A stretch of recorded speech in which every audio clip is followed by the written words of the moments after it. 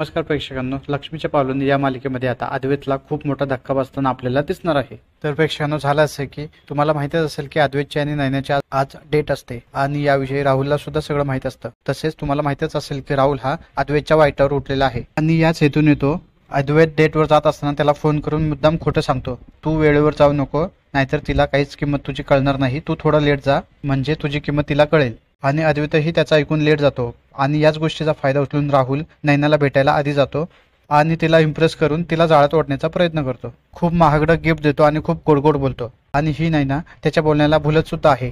राहुलकडे जास्त काहीच नसतं, परंतु तो माझ्याकडे खूप काही आहे, मी खूप काही सांभाळतो असं तिला दाखवतो आणि या सगळ्या गोष्टीमुळे नयना इम्प्रेस होते. थोड्या वेळाने अद्वैत येतो. अद्वैत तिला खूप बोरिंग वाटतो आणि तिच्यासाठी काही गिफ्ट सुद्धा आणलेलं नसतं. आणि ही भेट झाल्यानंतर मग नयना विचार करू लागते की या अद्वैतपेक्षा तो राहुल किती चांगला आहे, तो खूप छान आहे. आणि आता अद्वैत सोडून ती राहुलचा विचार करू लागला आहे आणि अशा प्रकारे राहुलचा प्लॅन यशस्वी झाला आहे आणि आता ही नयना राहुलचे लग्न करण्याचे स्वप्न पाहू लागले आहे. परंतु अद्वैतचं नयनावर खूप प्रेम जडलं आहे. त्यामुळे जर तसं झालं तर अद्वैतला खूप मोठा धक्का बसताना आपल्याला दिसणार आहे.